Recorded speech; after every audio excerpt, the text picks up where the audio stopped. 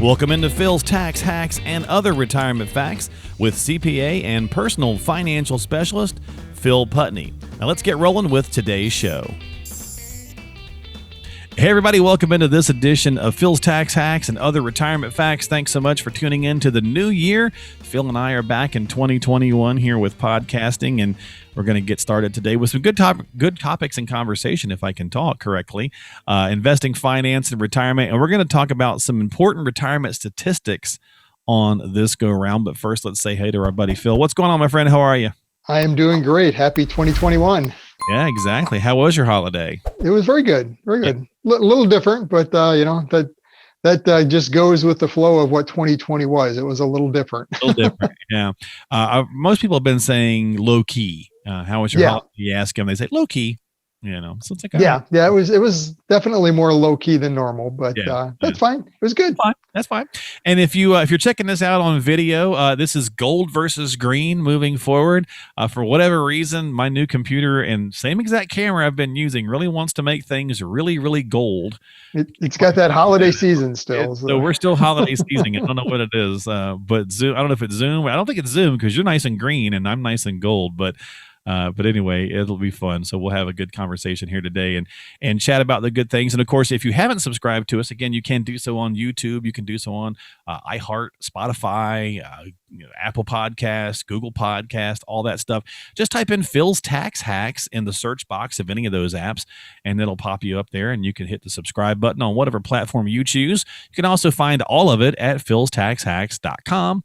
That's philstaxhacks.com. So you can go check us out, and we'd certainly appreciate it. And leave a comment or a thumbs up or something like that if you'd like to, and show suggestion or send us an email, whatever you want to do. We ask email questions from time to time. We like to take different topics. So feel free to reach out and let us know what kind of tax hack you'd like to talk about. And this week, as I mentioned, it's going to be some important retirement statistics worth understanding. That's kind of a mouthful here, but I'll pull this up and we'll go through it. Phil, sometimes numbers, figures, and stats go in one ear and out the other. As maybe sometimes our show content does. Folks are like, I don't want to hear about that, But it's important really to kind of understand some of these things, especially as we get closer to retirement, right? Sometimes they can underscore some real problems that people have. There's just different things to think about. So I'm going to give you a couple of these. You tell me what you think about it based on what you see. Sure. Your many, many years of experience doing this. This is fairly recent. I think this is probably from early 2020, these numbers roughly here. So I'll see if I can get some more information on that. But it says 17% of American workers describe themselves as very confident that they'll have enough money in retirement. Only 17%. That's pretty low. That's kind of a scary number to me. Yeah. Only 17% of the American workers that feel confident, very confident that they're ready for retirement, are going to have enough money. Yeah. So I guess the question I would ask you that is, okay, what are you doing about it? If it's only 17%, or are you actually taking steps to raise that level of confidence you have in retirement? So it's, to me, that kind of reminds me of this other one that I've seen before, and this is a little bit older, but I'm sure it's not much different than numbers. And it was like 28% of people think that the lottery will be their retirement plans. Yeah. That's terrifying. That's an alarming number. The luck of the draw. Yeah. Yeah, a quarter of our population thinks that hitting a lottery, not necessarily maybe, the 50 million or something, but some sort of lottery, 100,000, whatever it might be, is going to be their retirement plans. And I'm like, man, that's just kooky. Yeah. Oh, it's crazy. Yeah. And I mean, I guess it really doesn't surprise me that it's that low, because just lack of planning. Just lack of planning. I mean, there's, most of the individuals we work with have come through some kind of a workshop. So they're starting to near retirement, looking at the concepts of taxes, looking at Social Security, Medicare, those type of topics that are going to be very relevant in a short order with them. So, I mean, they're starting to expose themselves to this, but most of them up until that point haven't even considered it. Yeah. So I mean, they've really not put any math behind it to see, does this retirement idea work? So I guess that wouldn't surprise me in that fashion, that they haven't truly planned it out. I don't know that I've met with probably a handful of people that have even started to consider it and run the numbers to see, do I have a plan? Does it work, or even a general idea? Yeah, I think that's a great way of putting it too, is because often if we just don't have the data, and that's probably where the confidence level it comes into play, that only 17% feel confident, because a Right. good portion of the other, whatever it is, 83%, just have no clue because they haven't asked. They Right. haven't ran the numbers. Of that 80 something percent, I would imagine that a good 50 of that is people that just don't know, period. They have no clue, Right. you Yep. know. And so that number could easily go up if we just took the time to sit down with an advisor, pull some information together, run some numbers, and start a bit of a planning process. You might be surprised. And often we are, Phil, when people come in to see you.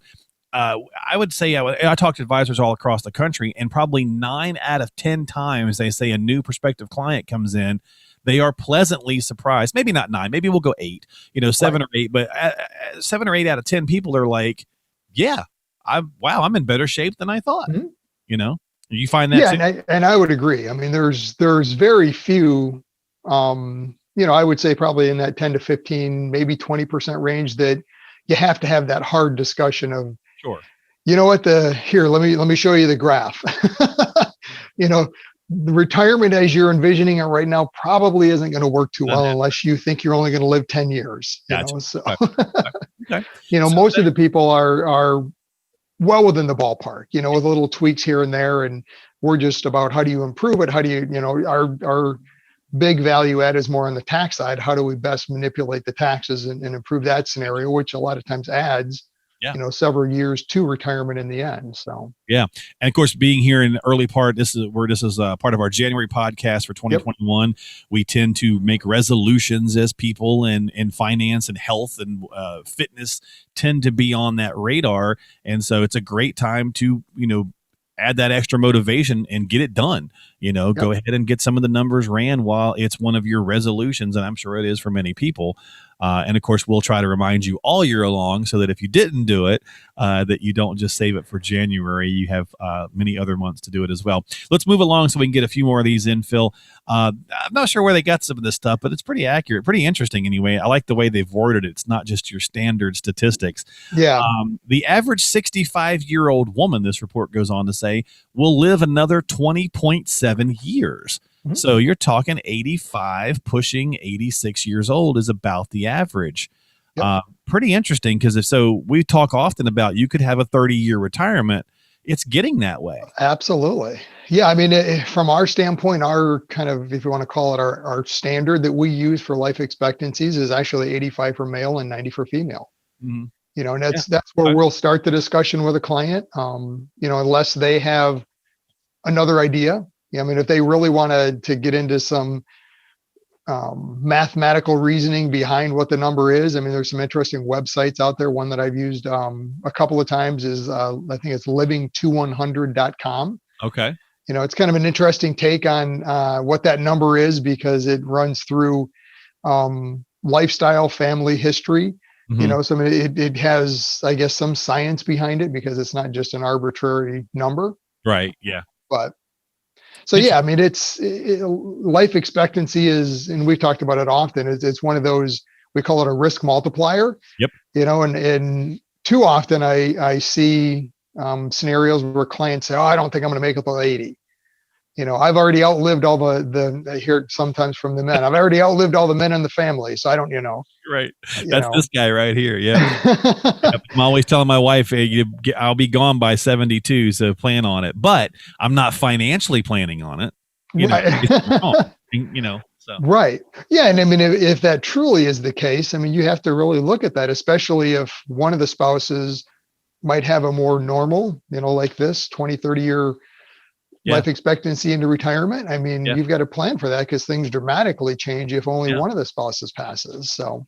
Yeah, I've had a lot of health issues, and so the men in my family. So I feel like there's some pretty good indicators. But again, I'm not being selfish. I think selfish is a pretty good word too. I'm not being selfish enough to be like, well, I'm just going to blow through things and have a wild ride, because if I'm wrong, then I've got more years in retirement. And even if I'm right, I don't want to, sacrifice anything for my spouse, Right. as well. So I still want to kind of do something to make sure that I'm helping her if I am gone, because that creates a whole nother set of problems. And we've done podcasts on that, and we'll do more in the future Yep. as to what happens to the person left behind, and changes in your tax status, and all, just all kinds of things that we go through.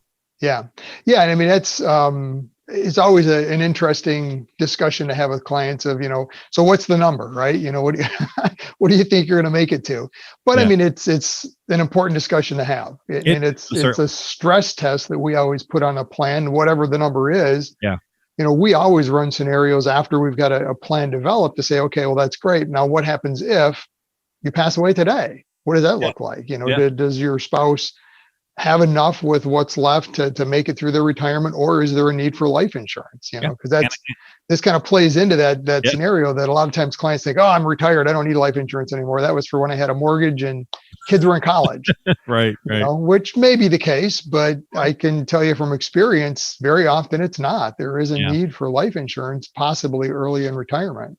Yeah, So and to your point, that plays into this, because if the average 65-year-old female is living another 20 plus years, and we typically, as men, do die off first. You want to yep. make sure you're doing the right things for both parties, not just ourselves. All right, moving along here. Let's do another one. 16.5% of our country's population is over the age of 65. I'm kind of shocked by this. I actually feel like that's actually low.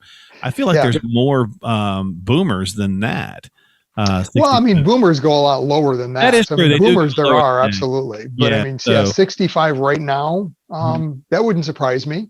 okay. But I mean, yeah, that's what's that? That's a good chunk, 16%. Well, yeah, I mean that's when you start to look at the whole concept of baby boomers, and I mean, there's been all sorts of studies on the effects that they've had on the economy as they've gone through various stages of life. Yeah. And I mean, there's been all sorts of discussion on, as they enter retirement, what that effect is going to be too. 10,000 people retiring a day, all these numbers we've seen. Yeah. Yeah. But I mean, yeah, the reality is that's a lot of people leaving the workforce, starting to draw Social Security, Medicare. I mean, there's, so you've got to understand, how does that affect all these various segments of the economy? Housing, that's one of the things I've always talked to clients about is, so what does that happen? What happens to the housing market? I mean, as this, it will be interesting the next 15 years to see what happens when as more boomers do pass on, and so on and so forth. Yep. And I think we get a little short-sighted as Americans sometimes when we think about baby boomers, and obviously it's become a bit of a political term in some respect and different things, but it's not just the United States. I mean, after World War II, every country had a population boom. Because everyone thought they were going to die, in World War II. Yep. And so every country is dealing with a really similar aspect. I think that's why globally, the global economic stage is kind of where it's at, because I think we talked about it in a few podcasts ago. I think Japan actually, I believe, raised their retirement age for men to 60, which we thought was pretty interesting. And they're considering raising it even higher. So theirs isn't even as high as ours. Yeah. Yeah. So, and they're much obviously small, a nation of less people. Obviously, they're a much smaller country. Sure. So really interesting statistics sometimes when you look at it from a wider perspective. Would you think so?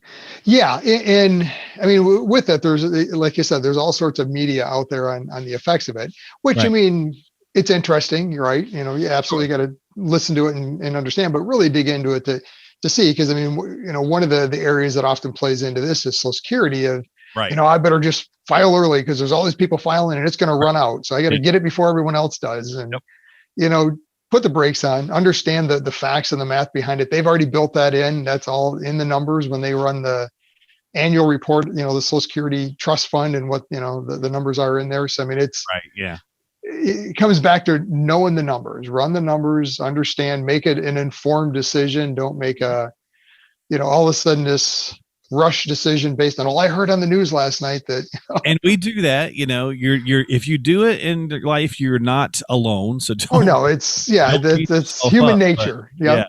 We are right.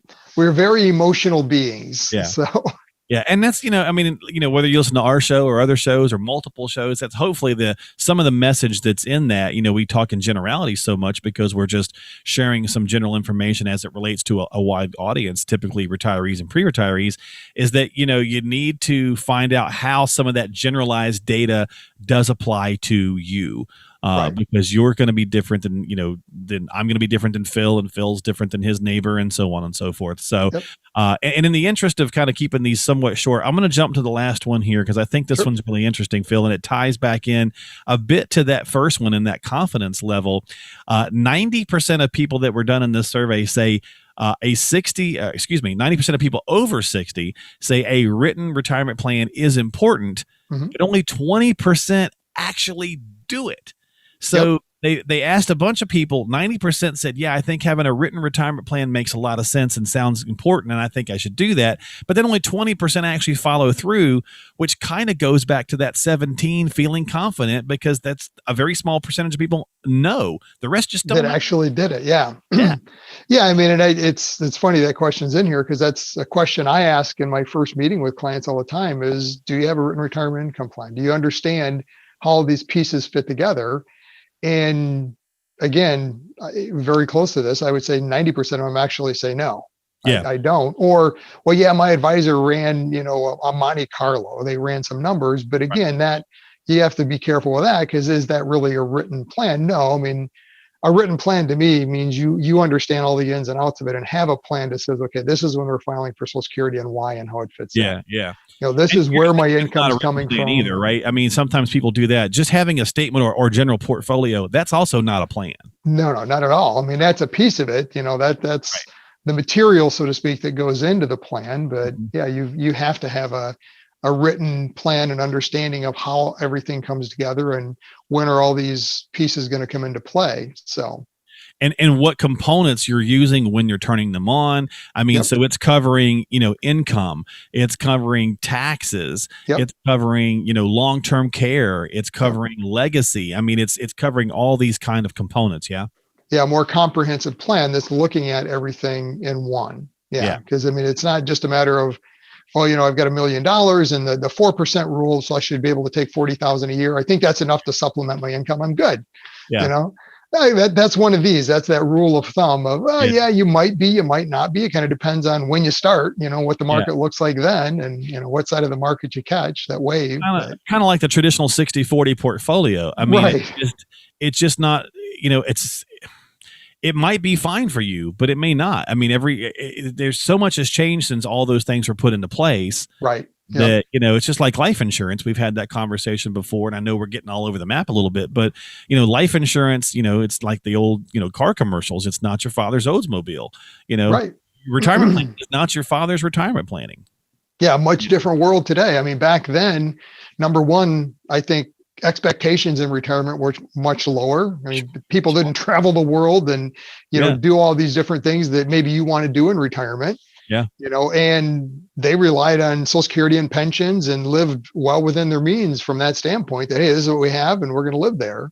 yeah. And so, I mean, yeah, it's just a much different world of retirement today than what it was back then. And unfortunately, one of those legs is and has started to been pulled away, and that's the whole concept of the pension. So Yeah. And pensions the same way have they've gone away. We don't get a yep, gold watch anymore at retirement. We don't have pensions really more in retirement. And so it's really yep, up to us. On the onus is on us and that's how part of that world, as Phil was talking about, has changed to self-fund, prepare and self-plan, or plan, work with an advisor to get that retirement situation set up so that we know we're okay in retirement. We don't have to think about it and fret and worry whether it's 20 plus years or 25 plus years or whatever the case is. yep, yeah, and that really kind of wrapping it all together ties back into it's on us, right? Have that plan, that written plan, Yeah. understand all the different components, Social Security, the pension, long-term care, taxes, all these different pieces that fit into retirement. And don't just guess and estimate, run the numbers, Yep. have a Remember. confidence level to say, okay, none of us know for sure what's going to happen, but we have to start with a base plan to say, does it mathematically work? Is it even a possibility? What are the stresses? Have I covered those? And now you have confidence to walk fully into retirement and say, okay, we've got a plan. Yeah, it's going to have to be flexible. Things are going to change. We know that, Right. but at least we get a plan to start. And now it's a matter of just revisiting it each year to make sure we're on track, what's changed, and go from there. So yeah, help give yourself a guideline, as the old Lewis Carroll. I mean, I'm full of quotes today, apparently. So, any road will take you there, right? Yep, Kind of thing, yep. right? You can get where you're going. Any road will get you there, but it's much easier if you know a route and a plan. And I know I screwed that quote all up, but you get the idea. So, if you don't know where you're going, any road will get you there. Yeah, I got it at the last second. All right, folks. So that's going to do it for us this week. So, whether these statistics apply to you or don't make much sense to you, whatever the case is, find out your own numbers. Get your own statistics, if you will, by sitting down and having a conversation with Phil. Yep. If you're not working with an advisor, talk with one. If you're working with your advisor, have a conversation. It's January. Take the action. Do a little checkup on your health. Even if you do have a plan, get a second opinion if you need to. It's just a good time to really kind of take that, put that charge back on ourselves. As Phil said, we'll put that onus back on ourselves. So do us a favor, subscribe to the podcast on YouTube or Apple or Spotify, whatever the case is. You just simply hit the little heart button or like button or subscribe button or whatever it is. Every app's got something different. Just click on that. You'll get notified of new episodes as they come out. If you know somebody who might benefit from the message or just enjoy the podcast, share it with them. We make that easy for you to do at philstaxhacks.com. That's philstaxhacks.com. And of course, we'll see you next time here on the show. Phil, my friend, thanks as always. I appreciate you. Hope you have a great week. You too. We'll talk to you next time here on Phil's Tax Hacks and Other Retirement Facts with Phil Putney. Bye-bye. Investment advisory services offered through AFS Wealth Management. The content of this program is provided for informational purposes only and is not a solicitation or recommendation of any investment strategy. Investments and/or investment strategies involve risk, including the possible loss of principal. There is no assurance that any investment strategy will achieve its objectives.